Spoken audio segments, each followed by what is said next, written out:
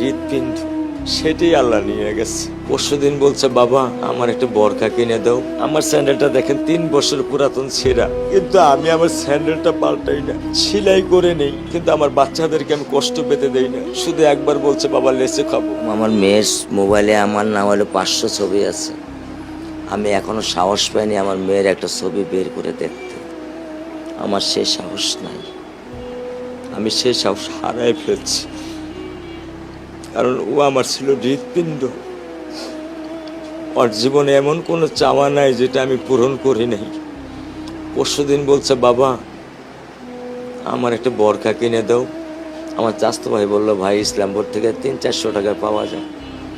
আমি সাথে সাথে নিউ মার্কেট থেকে আমি 1000 টাকা দিয়ে আমার মেয়েকে বরখা এনে দিচ্ছি।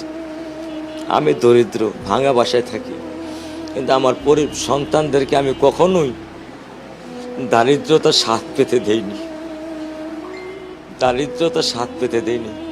আমার বড় মেয়েকে এখন আমি সেলোরার থেকে জামা কিনে দিই।